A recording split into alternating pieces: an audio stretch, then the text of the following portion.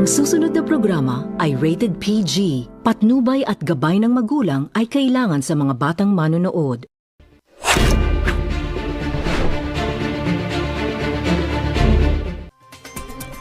The views and opinions expressed by the host do not state or reflect those of the company and its management. Furthermore, the views, opinions, and insinuations made by the host, guests, do not reflect those of the show, the management, and the network. Magandang gabi, Pilipinas. History has always remembered the streets where power is challenged, where voices are raised, and where the rule of law is put to the test. Today, EDSA once again becomes the stage, not of revolution, but of competing narratives, legal battles, and the enduring question of accountability. As protests grow, permits are revoked, and institutions face mounting public scrutiny, one question remains. In a democracy, who ultimately decides, the crowd or the law? I am Ox Baliado, and this is the PH Insider on TV.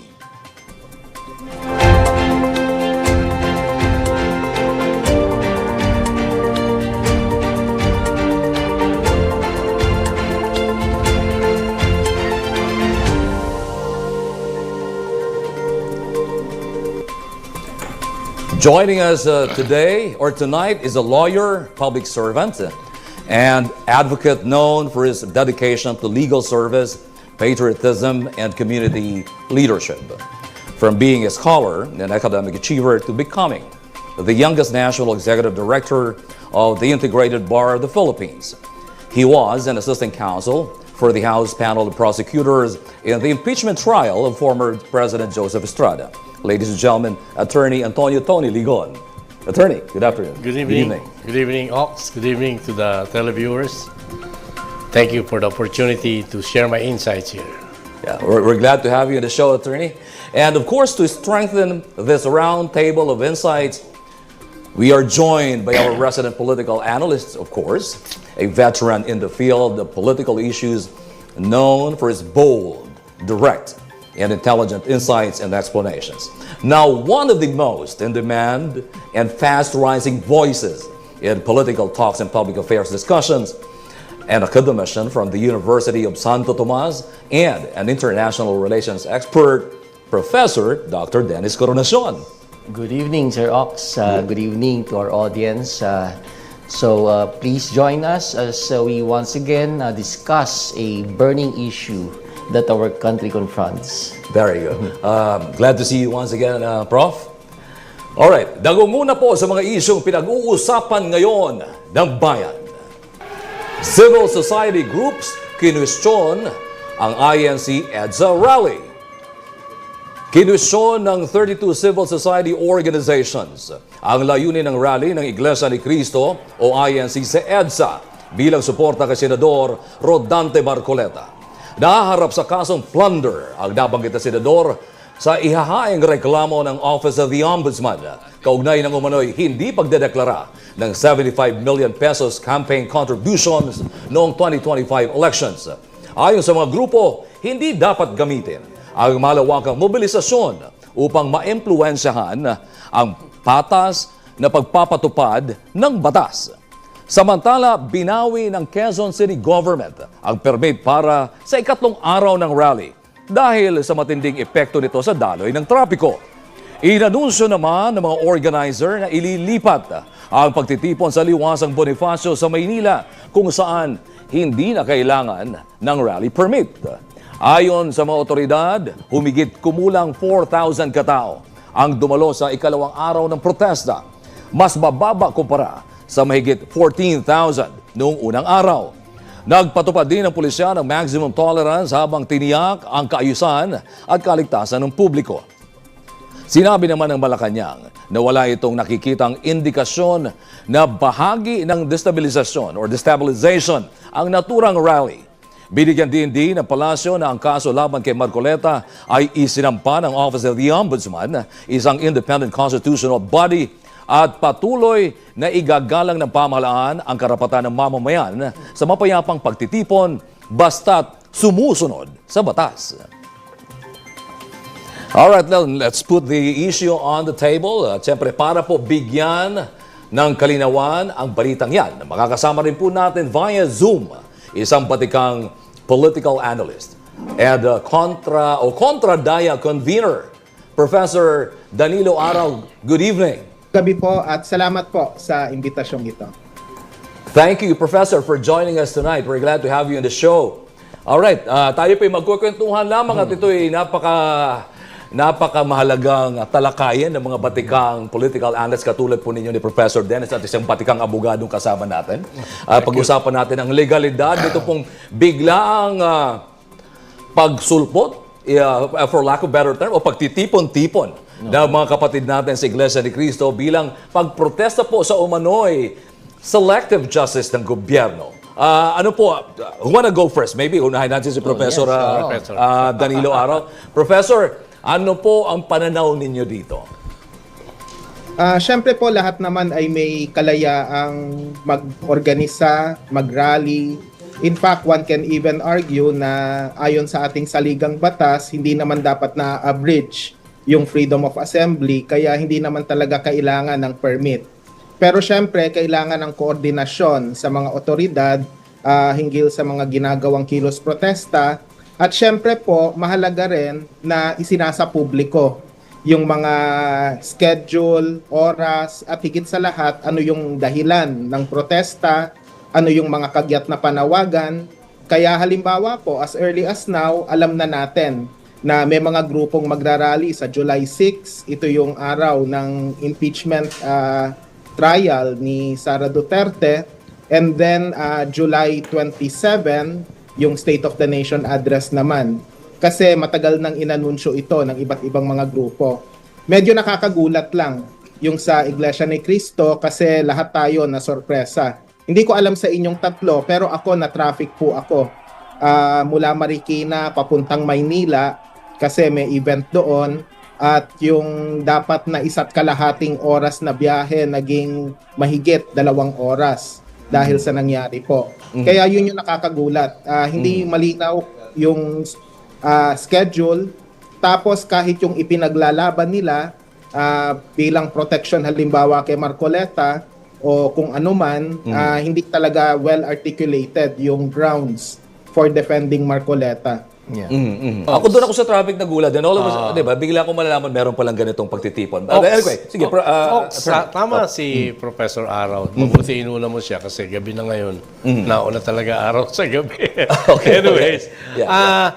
alam mo yung pagkagulat, kahit nagulat tayong lahat, hindi masyadong malaking issue sa akin. Ano?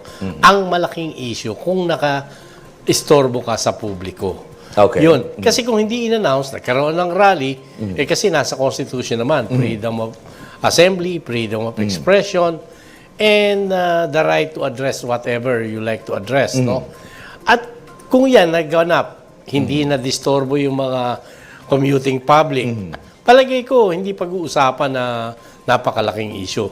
Ang nangyari, maraming naperwisyong tao, at yung element of surprise, nangyari kasi nga parang na-surprise din yung mga authorities hindi nila napagandaan.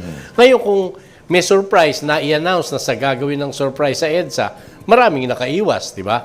Pero wala kang nagsabi. Maalala natin na yung freedom of religion nandyan din sa saligang batas. Okay. Ngayon ang issue rito, is it an exercise of the freedom of religion? Again, tama yung mga puna ng iba, mukhang nag-rally dahil sa support ng isang senador dahil may nakatangkang pag-aresto. Okay. So nakita naman natin palagay ko hindi naging matagumpay nga kasi hindi organic ang rally, hindi organic ang issue. Ano yung organic? Ibig sabihin, kusang loob na pupunta ka dahil naiinis ka sa nangyayari. Right. Mukhang hindi naman ganon ang paningin. So it's not organized in that sense. Okay. Okay. All right. Yeah. Sige. Professor Dennis, you might want to say something about this. All of a sudden, nandiyan na. Yun na nga. Okay. Pero ako, Sir, I'd like to go beyond the yung inconvenience caused Okay. by this rally. Alright. And I'd like to ask Professor Araw, kasi Professor Araw is the convener of Contra Daya. And Contradaya is part of civil society. Correct. At alam naman natin ang civil society, whenever there were rallies before, protest rallies na ginanap rin naman sa EDSA Ortigas. And they actively participated. Actually, yung White Ribbon yata, no, which was held a few days before itong Iglesia ni Cristo rally. May mga members ng civil society dyan. Right. Professor, I'd like to ask, kasi hindi natin maiwasan na inkumpara yung rally na kinabibilangan ng civil society at saka may mga rally na kinabibilangan ng Iglesia ni Cristo. Ano kaya sa tingin niyo yung malalim na pagkakaiba ng dalawang sets of rallies na to? Alam mo, Okay. bago sagutin ni Professor Araw, maalala natin na very significant ang EDSA as a venue for the rally. Kasi ang kauna-unahang people power, ang nanawagan dyan, si Cardinal Sin. No? That's right. So Okay. kung yung 1996. batikos nung iba na bakit kinikriticize nyo itong INC, nung magsimula ang EDSA 1, ang nagtawag ng rally ay Roman Catholic si Cardinal Sin. Pero maganda nga yung tanong ngayon ni Professor Coronacion kasi malaki ang pagkakaiba nung mga naganap na rally sa EDSA 1, EDSA 2, at ngayon na palagay ko sinusubukan magkaroon ng EDSA 3 pero hindi nga nagtagumpay at kumbaga sa eroplano hindi nakaangat sa airport. Yes. Okay. Sige. Professor Araw? Opo, Okay, mabilis please go ahead. lang po. Yung White Ribbon March, kasama po yung Contradaya roon and in fact isa ako sa mga nagsalita doon sa rally. Sa pagkakaalam ko, talagang malinaw yung objetibo ng White Ribbon March. In fact, alam nga ng publiko sino-sino yung nag-organize, interreligious faith po ito na sinama yung iba pang mga iba't ibang organisasyon kasama na kami at saka yung iba't ibang people's organization na iba-iba yung mga political na paniniwala. At malinaw yung programa doon, yung oras, tapos hanggang kung kailan. Halimbawa, nagsimula yon sa misa sa EDSA Shrine, nandun kami, and then nagmarcha starting 1:30 p.m. papuntang People Power Monument. Nagsimula yung programa 2:30 p.m. Ang dapat na programa na hanggang 5 o'clock lang, na-extend ng konti, naging 6 o'clock. Pero walang problema kasi yung koordinasyon sa pulis hanggang alas 8 ng gabi. Right. Pero oras na natapos yung programa, peaceful, mabilis na nag-alisan. Hindi katulad ng nakita nating media footage kamakailan na sa EDSA maraming kalat, hindi alam kung nasan yung pagkain, merong hinimatay o na-aksidente, pero yung local government pa yung nag-attend sa kanila. Sa White Ribbon March, everything is well coordinated, pati yung pagkain, yung tubig. Unfortunately, walang masyadong pagkain kasi limitado yung budget, pero hindi naman na-dehydrate yung mga tao kasi may tubig. Tapos nabanggit na rin lang ng ating dalawang kasama rito na yung EDSA People Power 1 at yung People Power 2, technically wala namang permit na hiningi dyan eh. Wala rin koordinasyon sa kahit na sinong ahensya ng gobyerno. Totoo. It was spontaneous also, right? Yes. May element ng spontaneity, pero yung panawagan, malinaw eh. Kasi noong 1986, naalala natin sa pamamagitan ng radyo, si Jaime Cardinal Sin ay nanawagan talaga para pumunta sa EDSA at sinabi kung ano yung dahilan ng pagpunta roon. Ganon din sa People Power 2 through text messaging at saka through public broadcast. Merong malinaw na panawagan nung ayaw buksan yung that proverbial second envelope sa impeachment trial ni then President Joseph Estrada. Talagang nagpuntahan na. Yun yung kaibahan dun sa Iglesia ni Cristo rally po. Right. But in that respect, no, nabanggit mo na lang din naman, Professor Araw, yung salitang panawagan.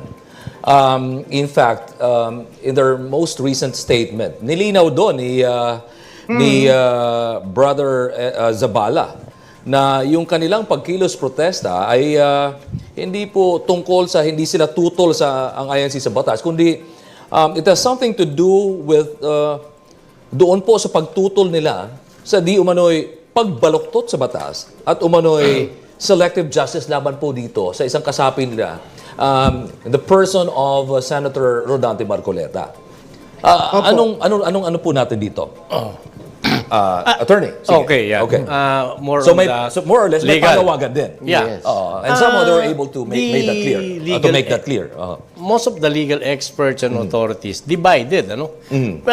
Sa akin, masasabi mong may basis dahil lahat ng evidence galing sa admission ni Senator Marcoleta at sa rules of evidence, hindi mo na kailangan ng further investigation kung mismo yung accused ang nag-admit doon sa mga evidence na gagamitin mo. So on that basis, nag-file ang ombudsman. Now, marami ang hindi sang-ayon dahil ang sabi nila, hindi naman public funds yan, no? They can question that, they can raise that as an issue, pero ang problema dito, some sector are saying, binabaluktot ng ombudsman ng batas. Pero sino makakasabi talaga na binabaluktot ng ombudsman? Okay. Ang Korte Suprema sa ating... kung nagkataong hindi ba miyembro si Senator Marcoleta ng, halimbawa, ng INC, magiging ganun ba ang stand? Yun ang isang question ng nakararami. Sa akin, they have all the right to question the filing of the case, but you should do it in court.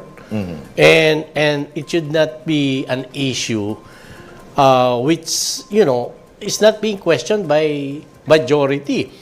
Doon sa sinabi kanina ni Professor Araw, because nasabi mo nga sa introduction mo, I was part of the assisting counsel of the panel of prosecutors. Yes. Yung pag-walk out namin, pag pinabuksan yung hindi binayaran ng second envelope, sabi namin, wala nang saysay pagpatuloy ito. Pero yung pagpunta sa EDA, it was a surprise also.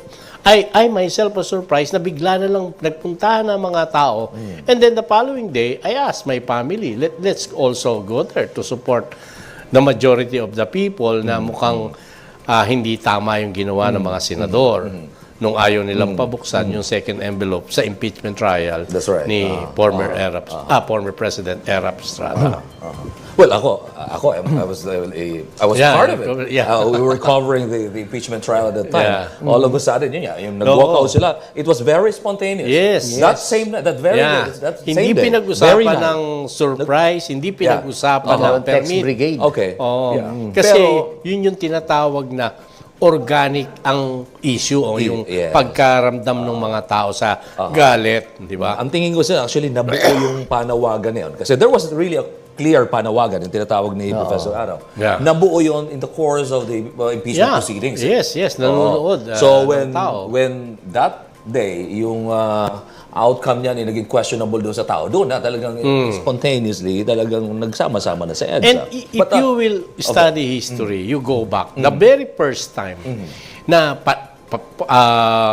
popular si Senator Ninoy Aquino, di ba? Yes. Siya unang pinaaresto. And then sunod-sunod, wala ka nakitang mga nagsasabi na binabaluktot ni Marcos yung batas. Only after na-ousted siya, kaya sinabing gano'n, di ba? Right. So dito ngayon, pagsasabihin mo yan, and then isang sector ng government, you should go to the court, no? You can have all the support ng tao kapag yung hindi naman sinasabing lahat talaga, no?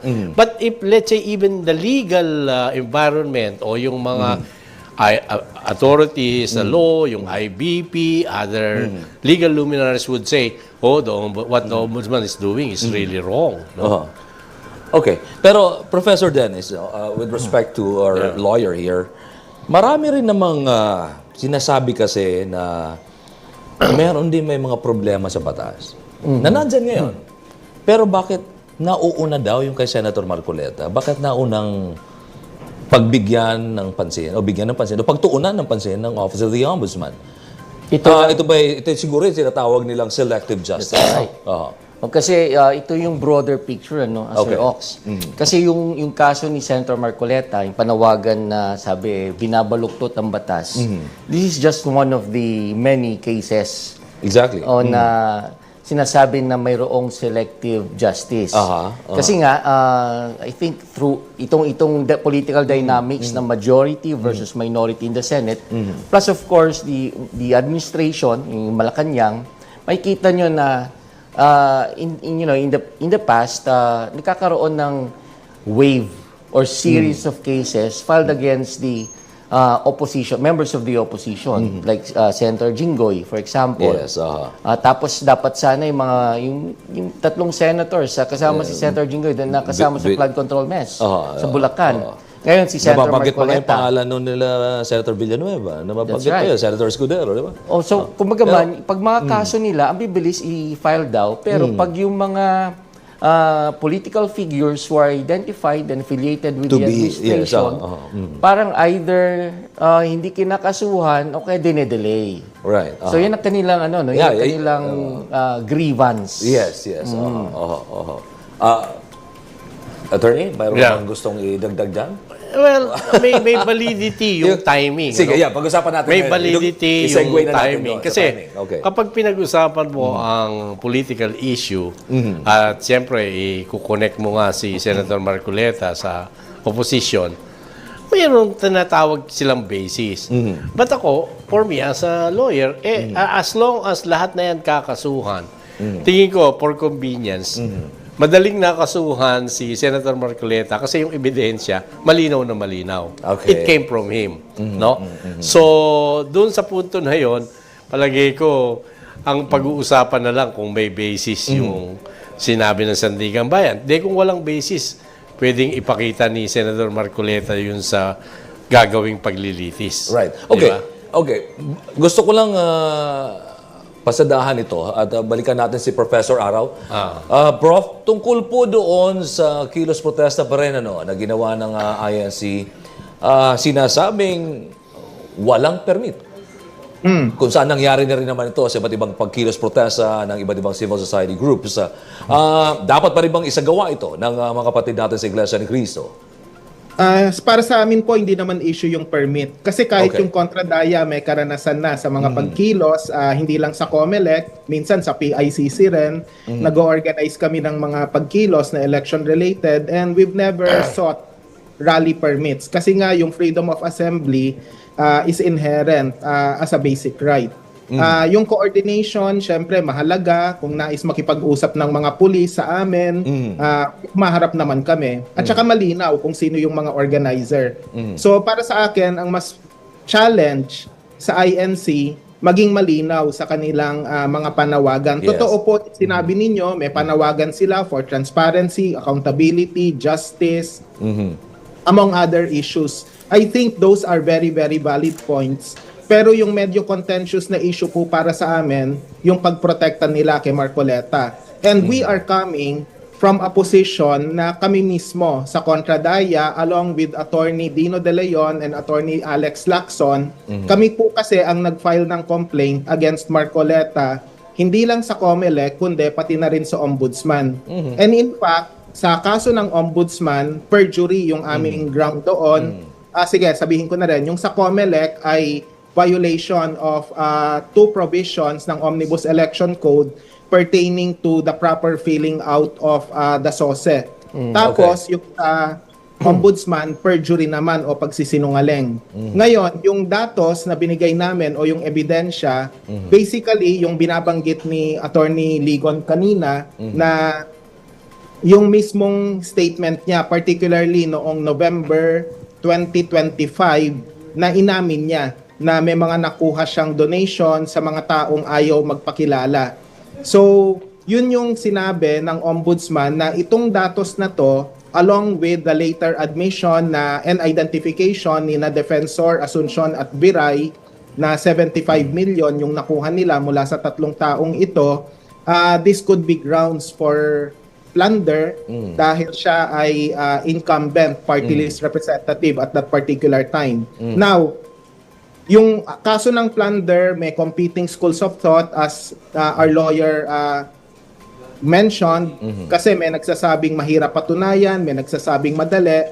Pero para sa amin, dahil mas election angle ang tinitingnan namin, yung pagsisinungaling, mas madaling patunayan po yon. At hindi naman namin ipa-file yung kaso kung sa tingin namin ay mahina. Okay. Kasi isang school of thought sa law, and please correct me sir if I'm wrong, pag nanggaling yung ebidensya mula sa mismong subject ng complaint, parang it's just a matter of confirming kung totoo ba yung Conclusive. ebidensya o hindi, o kung conclusive ba talaga. Yeah. Tama si Professor Aro, malinaw yun na sabi ko nga kanina, kapag mismo yung accused ang nagsabi ng voluntarily, no, hindi siya kinuerse, hindi siya napakalakas na ebidensya yun laban sa kanya sa korte. Kaya parang sabi nga ng observation ng iba, yung mga statement niya between the devil and the deep blue sea. Kahit siya ka pumunta, kahit siya anong gawin mo, siguradong may pananagutan ka sa batas. Kaya ang napakahusay nung mga kaso dahil una, sasagutin mo, hindi ka ba nagsisinungaling ka ba?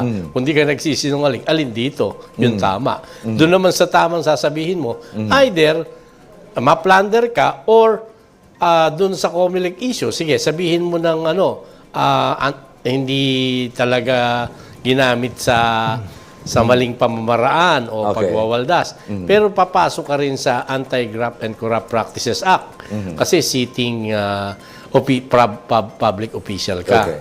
At pinagbabawal yon. Dapat talaga may full disclosure. Hindi nga napag-uusapan yung liability tungkol sa donation na kung talagang proper donation niya, nasaan ang donor's tax. O kung exempted ka, bakit hindi naman makita doon sa Comelec required document that you have to file. Actually, that's one thing that he probably has to go through. Yeah. Burden of proof. Nasa kanila yun eh. Yes. Para mapatunayan yun. Pero we're supposed to take a break. Pero bago po yan, gusto ko lang hingin yung opinion dito ni Professor Dennis. Kasi it appears to me na maraming mga dignitaries actually, I mean, nakita naman natin maraming dumalo. Nandiyan si Governor Chavez Singson, Senator Amy Marcos, Right. Senator Cayetano. What can you say about their presence there? I mean, their attendance sa naturang pagtitipon. Well, clearly, nandun sila to show their support to Okay. sa mga organizers and to those who attended. And this was articulated by Senator Alan Peter Cayetano during his interview during the rally. Sabi niya, kaya naman, yung mga tao nga nag-effort. What more yung kami na kumbaga namumuno sa opposition. So I think they were there to lend their support. Pero Sir Ox, ang gusto kong i-highlight it's very obvious and realistically speaking, talaga naman may tunggalian between those in the administration and those in the opposition. Yes, Kaya nga lang sa tunggalian na yan, of course, medyo dehado yung nasa opposition. Kasi those in the administration have the power, they have the power and the resources of the state at their disposal. Correct. Ngayon, kung nasa opposition ka at binabanatan mo yung administrasyon, siguro mabuti na lamang kung meron mang key takeaway doon sa kaso ni itong planong kasuhan ng plunder si Senator Marcoleta. If you're in the opposition, para hindi ka makasuhan, I think it's better to keep your nose clean. Okay. All right. Okay, from the streets of EDSA to the nation's political crossroads, what does this mean for the impeachment proceedings of VP Sara Duterte, public trust ratings of PBBM, and the president's upcoming SONA? We'll break it all down after the break, so stay with us. You're watching the PH Insider on TV.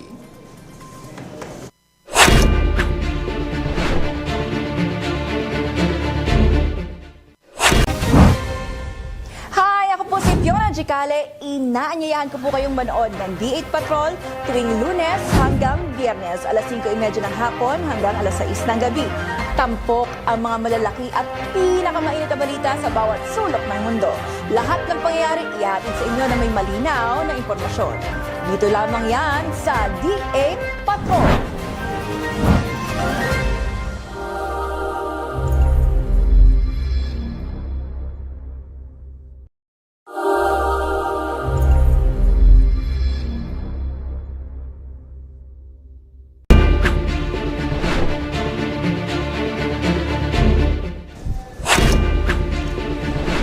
Welcome back to the PH Insider on TV. The rallies may have shifted locations, but the political impact is only beginning to unfold. Beyond the legal battle and the public demonstrations lies a much bigger question. How will the events at EDSA shape the country's political landscape? Let's bring back Attorney Tony Ligon and Professor Dennis Cornacion. Of course, still we have with us is Professor Araw. Yes. Attorney Ligon, I'm sure you're excited to give your comments on the attendees. Yeah, on the issue that you raised, yung Sige. mga umattend, no? Ang mga Pilipino, kasama na dyan yung kultura natin, no? Kapag related ka, kapag kamag-anak ka or ka-region ka, nagugulat. Si Chavit Singson, yan ang kauna-unahang kampanya na nag-endorse kay BBM, di ba? At sabi niya, siya pa yung nag-predict na sigurado siya ng presidente. At dahil Ilocano siya, at dahil sumuporta rin siya na meron siyang political machinery, siyempre nakatulong sa panalo. Si Amy Marcos, ganun din. Bilang nakakatandang kapatid, ganun ginawa niya. Ang sinasabi kong kultura, maraming nalulungkot kasi you don't make your negative sentiments sa relative mo na public, no? Pero nandiyan na yan, no? Pero nakatulong ba? Yung bang pagsabi nila na tinitira nila si BBM, I'm not a fan of BBM, no? Pero siyempre siyang presidente, gagalang natin siya. Pero nakikita ko hindi nakakatulong yung ginagawa nila para sa opposition man o para sa ikababagsak daw ni President Marcos. Sa akin, para ang tingin na lang ng Pilipino, wala nang kredibilidad sila, no? Lalo ngayon yung sinabi ni term na ginamit na naman ni Amy Marcos. Ang daming sumagot sa kanya. Si Senador Cayetano, maraming nagsabi sa social media, expected nang pupunta doon yun. Kasi sa nangyari nga, no? But then again, kahit na nagsalitaan na sila lahat doon, hindi nagkaroon ng attraction na para dumami yung crowd, eh. Sa mga iba, parang, impact, tingnan mo nga, the business, the government, the regular business pushes through. Yung pagpunta ni BBM sa Canada, yung mga ginagawa. At tayong mga tao sa academe, yung mga nag-o-observe, parang ang iniintindi natin, matagal pa ba yung pagkakaroon ng distraction sa public? Ako, I'm not siding anyone here, but ang tingin ko talaga, yan, they're trying to show the muscle na, sige, pag tinuloy niyan, mas delikado. In fact, parang sinasabi nila, nagkamali ang gobyerno sa pag-file o pag-aaresto o gagawing aresto kay Senator Marcoleta. Hindi Hindi nagkamali dahil ang pananaw ng iba, tungkulin ng gobyerno mag-usig sa mga kailangan managot. Ganon din naman sa impeachment. Right. Hindi dapat labanan nito ng mga abogado o parang show ng senador. Para sa taong bayan to, makita ang pananagutan ng isang public official. Yun dapat yung ma-develop sa atin, eh. Yes. Ang kapangyarihan sa atin, hindi dun sa mga abogado na maglalabanan dyan o yung mga senador na parang nagiging abogado, kundi sila nandun para makinig para sa atin, protektahan ang ating karapatan bilang mamamayan at isagawa ang nasa saligang batas. Sige, Attorney, thank you. Gusto ko lang pakinggan din natin yung komento ni Professor Danny Araw tungkol po dito sa mga dumalo, sa mga nabanggit natin mga personalities. Kasi para sa akin, importante din na makita rin, marinig din, na mapanood ng taong bayan kung ano mga punto de vista natin sa mga pagdalo nito. Professor Araw, sir? Professor, gusto ko muna idagdag. Dapat po talaga nating tingnan yung quality of participation ng iba't ibang personalities. Kasi parang may mga pumunta namang ilang mga government officials doon, pero most of them, if not all of them, are identified more with the Duterte camp. Wala talaga yung masasabi mong neutral o kaya dating pro-Marcos tapos ngayon ay anti-Marcos na. Tapos may sinasabi si Representative Leviste na maliraw na tawaging INC rally yon kasi hindi lang naman daw INC yung nagpunta. To some extent, that might be correct, pero mayorya talaga ay mga INC. Batay at least sa observations natin sa mga video footage at iba pang mga ebidensya na lumalabas ngayon sa internet. Kaya nga mas mainam na maging transparent sana yung Iglesia ni Cristo.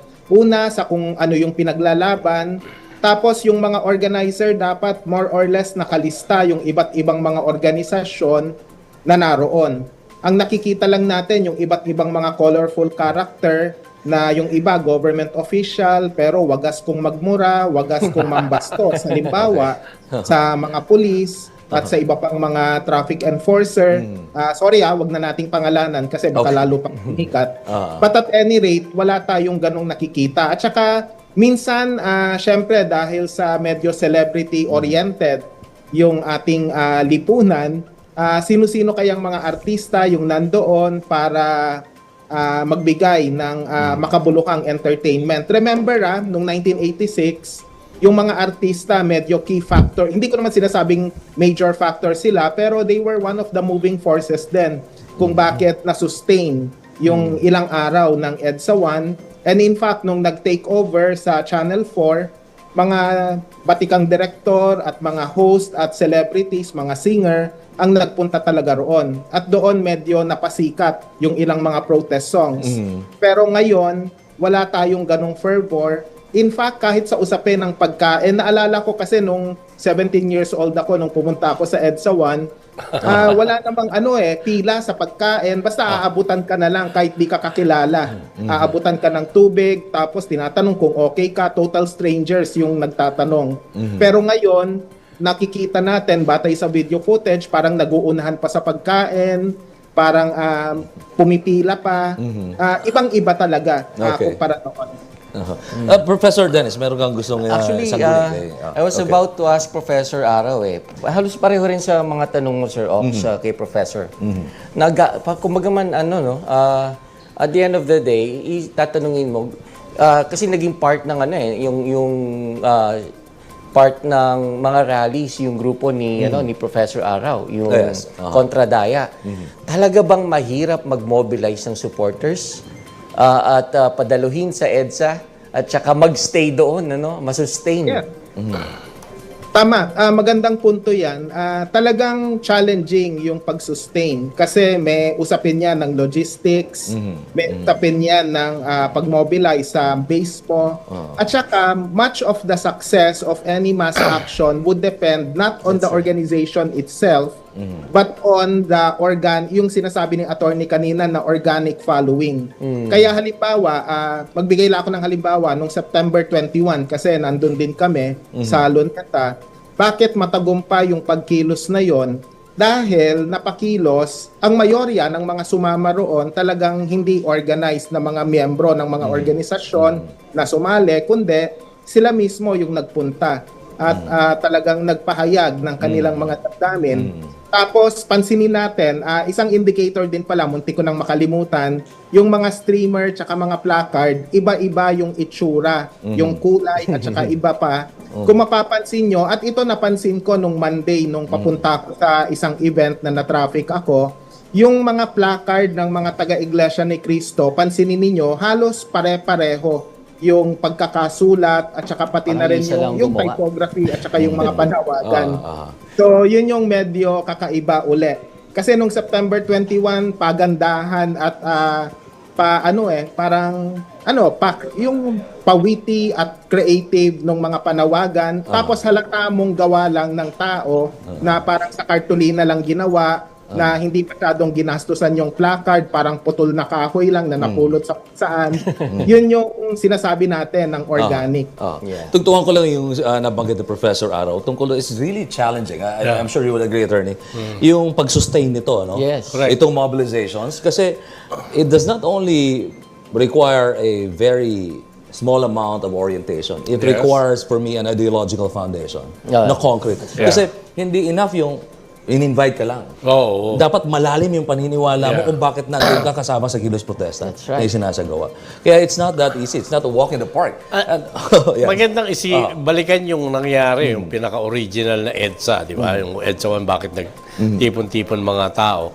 Kasi doon, totoo yung sinabi ni Professor Araw, nagpupunta doon, wala kang prepared na food, pero umuulan yung pagkain. At saka, ito nga ang description the only revolution na parang piyesta pa rin. Yung mga, nando kami, medyo sasabihin ko na, mas matanda ako kay Professor Aro kasi third year law student na ako noon At the time. Oh, at that time, a law student na ako. Pero going back doon Ako grade sa... 4 eh. Wow. Sabi mo, kinukover mo to. Same. Biro lang. Sige. Go ahead. Ayun, Tandaan po natin na noong EDSA 1 at saka kahit yung mga nakaraang pagkilos, walang bus na nagdala sa amin papuntang EDSA. Kumbaga, bahala ka kung paano ka magko-commute papauwi, papunta iba lakad. roon, and then papauwi, ikaw ang didiskarte. Kaya hindi ka aasa na saan kaya nakapark yung bus na sinakyan ko.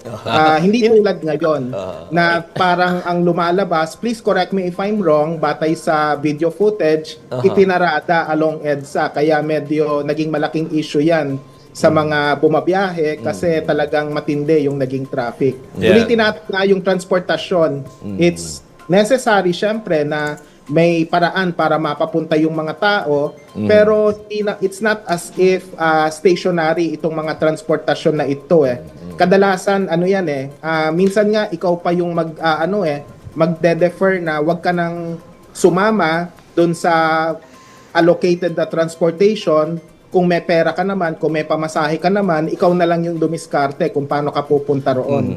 Mas ganun yung mindset ng mga nagrarally. Sususugan ko yung sinabi kanina ni Professor Araw. Yes, merong yung statement na huwag tawagin tong INC rally kasi hindi naman malinaw na silang nagsasabi na rally namin to, no?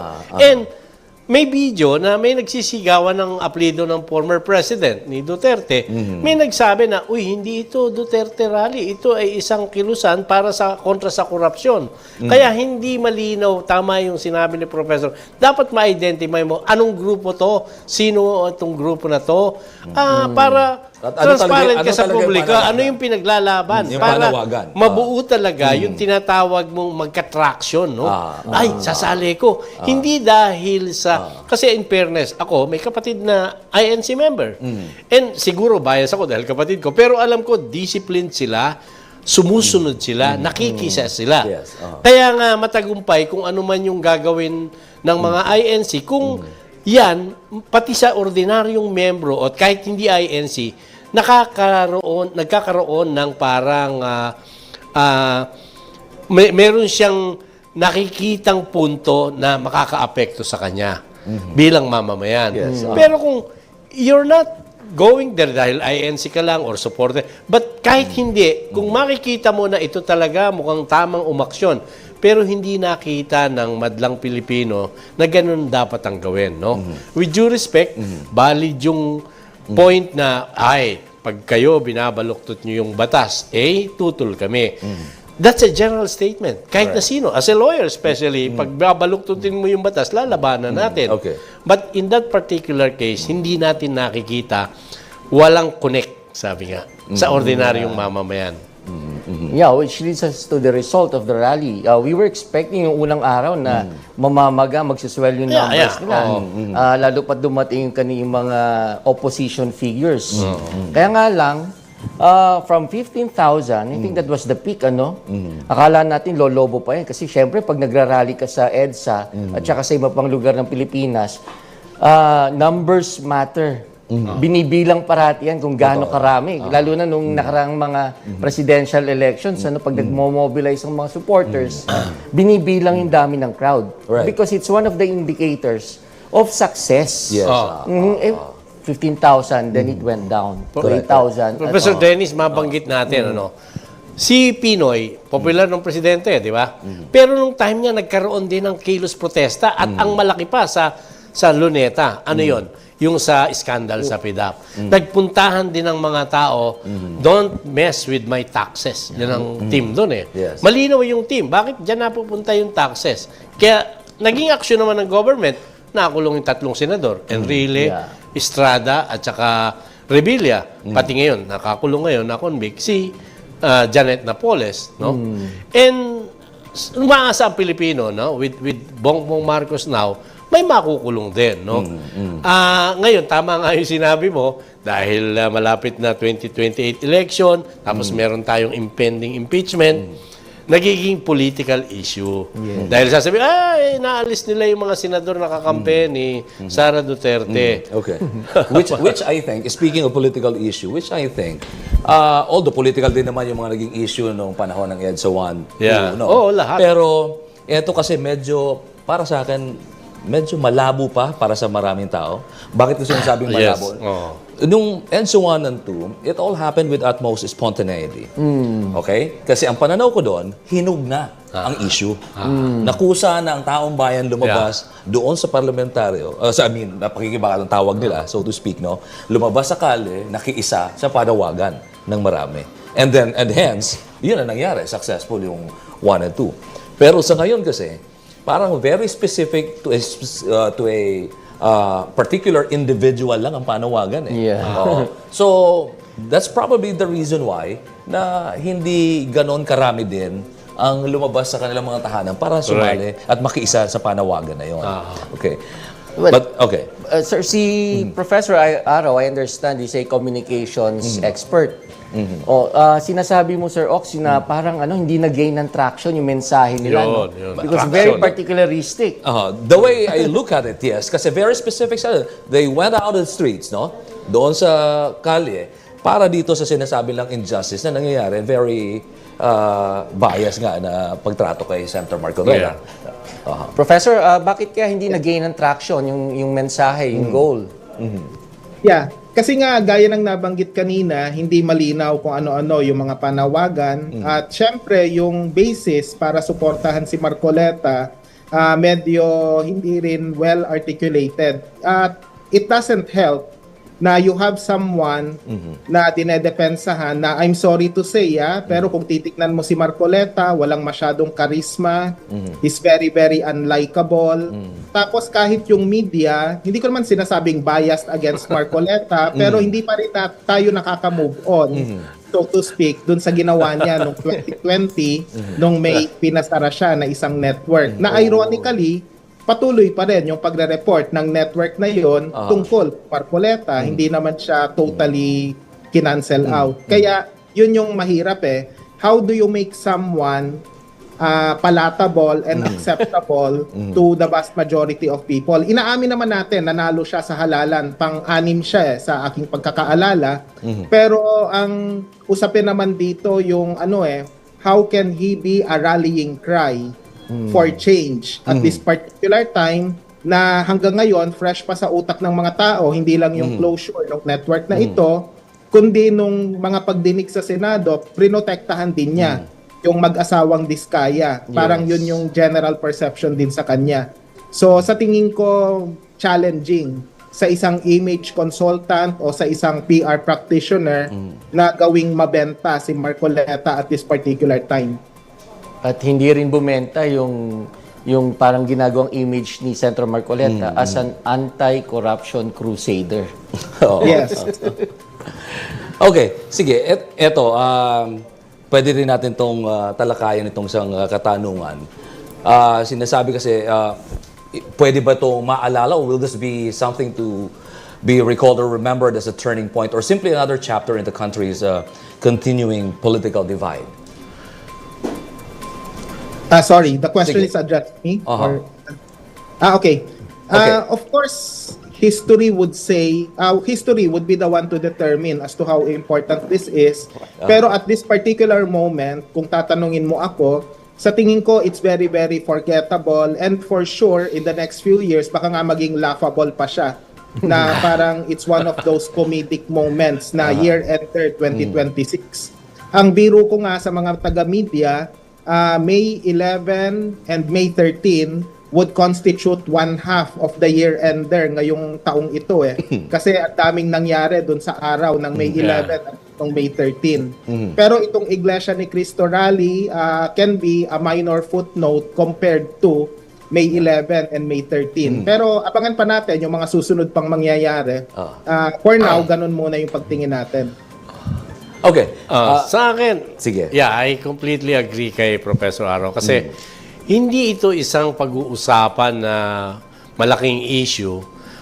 Pangalawa, hindi nga nagkaroon ng traction. Pangalawa, Una, yung hindi nagkaroon ng trust. Pangalawa, yung personalidad na involved, si Senator Marcoleta.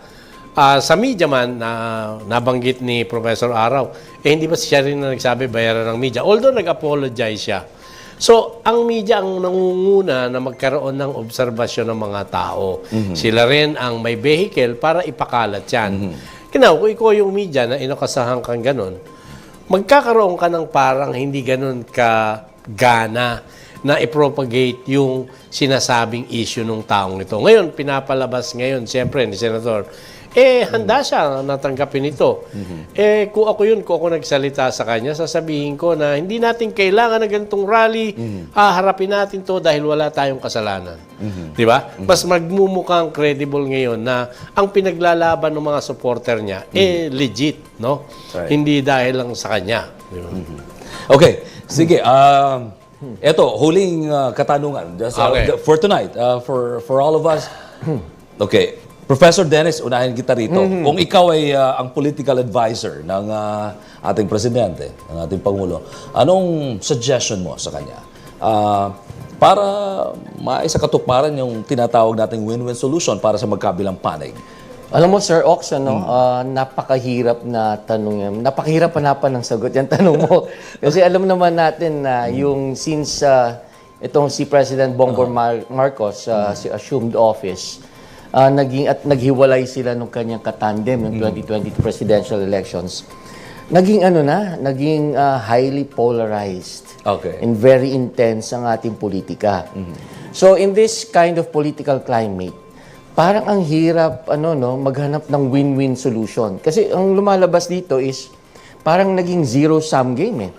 Kung ano yung panalo ng isang kampo, ay tinuturing naman ng kabilang kampo na pagkatalo nila. Defeat nila. Oo. So, I don't know if it's possible at this point na kung saan patapos na yung termino ni President Bongbong Marcos, kung kaya pa ba nilang magkaroon ng mag-meet halfway. Diba? Magkaroon ng siguro extreme yung reconciliation. So tingin ko dito kung meron man, tingin ko tama naman yung ginawa ni administration doon sa kanilang pagtrato dito sa rally na to, maximum tolerance.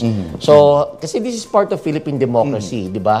Hindi porke nasa iyo ang kapangyarihan, kayo yung administrasyon, o kayo yung nasa majority, ay isusupress mo yung freedom, yung mga constitutional rights, di ba? The freedom to peacefully assemble, freedom of expression, free speech. Dapat hayaan mo sila magsalita ng kanilang grievances, ng kanilang mga opinion. Kasi after all, we live in a democratic state. Yes. Sa akin. Okay. Sa akin, alam mo, I'm not a political expert like Professor Dennis. Pero sa akin, ituloy lang niya yung tamang ginagawa. I can name two at least, no? One is yung sa niya sa West Philippine Sea, yung stand niya doon. Tama yun. At nung masabi niya yun sa SONA, nagpalakpakan lahat. Pangalawa, ituloy niya yung pag-uusig sa mga dapat managot. At kahit sino dapat ang managot, kahit sino ang may sala, dapat panagutin niya. Yung reconciliation, it will come kung makita ng mga itong taong ito na ang survival nila talagang sumapilang kay BBM. But at this political scenario, siyempre, tawag nga yung sinasabi ng iba, lame duck president siya for the next year. Pero tingin ko, ang mga taong bayan, magsusuporta sa kung ano yung tamang sinimulan niya. Okay. Alright, Professor Danny Araw, kung kayo po ay yung political advisor ngayon ng ating presidente, in order for him to, yes, nalalapit na po yung SONA, no? Marami pang dapat siyang gawin para maging win-win situation ito sa magkabilang panay. Sige po. Ang disclaimer ko lang, duda ko kung makikinig siya, but nevertheless, here we go. Yung peace process dapat magpatuloy pa rin. Hindi dapat isara yung pintuan sa iba't ibang mga grupo para po magkaroon ng tunay na kapayapaan. And at the same time, yung panawagan ng mga manggagawa para sa mataas na sahod, regularisasyon, sa mga magsasaka naman, yung tunay na reformang agraryo, dapat isulong po yan. At hindi dapat dalawang isip yung administrasyon ni Marcos Jr. na ipatupad ang mga ito. Yun yung mga affirmative action na kinakailangan. Yung sinasabi ni attorney na reconciliation, totoo naman yan, Pero yung tunay na reconciliation should be addressed to the marginalized and the underrepresented. And of course, when it comes to anti-corruption measures, dapat yung Pangulo, he should submit himself to an investigation hinggil sa gaano kataas ba yung pagkakasangkot niya sa mga ganitong klaseng anomalya. Kasi mahirap isipin na yung pambansang budget na dumadaan sa kanya would be riddled with, so many questionable line item budgets nang hindi dumaan. Tapos pinirmahan pa rin niya. So it's either napaka-naive niya, napaka-incompetent niya, o kaya walang masyadong complete staff work. Lalo na sa presidential staff na dapat na nag-aasikaso noon at humahalili sa kanya. So yung pananagutan dapat po sana maging malinaw. At ito ang magpapaliwanag kung bakit ang panawagan ng malawak na mamamayan po ay lahat ng sangkot dapat managot. Whether pro-administration ka or anti-administration ka, dapat may pananagutan ka. Yeah, tama. Alright. Ang bilis ng oras, sa ganda ng topic. Oo. Kaya at this point, gusto ko munang siyempre pasalamatan si Professor Danny Araw sa pagkakataon at sa oportunidad po na makasama kayo sa isang makabuluhang talakayan dito po sa ating palatuntunan. Salamat po. Thank you very much. And of course, I'd like to take this opportunity to Salamat din. thank Attorney Ligon. Thank you Salamat. very much for those legal insights na mahalaga po sa ating mga kababayan, sa tulad po namin mga layman. Alright. yeah. And of course, our resident, ang ating pong suking-suki. Yes. Ano to organic to. Si President Coronation. Thank you very much, That's bro. the key word Thank you. today. It's always a Organic. pleasure. It's a pleasure having you guys in the show. Politics is never measured by the size of a crowd alone. It is measured by the strength of our institutions, the integrity of our laws, and the willingness of those in power to be held accountable. The questions raised today will not end with this rally. This will echo through the halls of government, the courts, the Senate, and ultimately in the judgment of the Filipino people. Because in the end, democracy is not tested when everyone agrees it is tested when the law is challenged. Institutions are scrutinized and truth is demanded. I am Ox Baliado. Good night and thank you for watching the PH Insider on TV.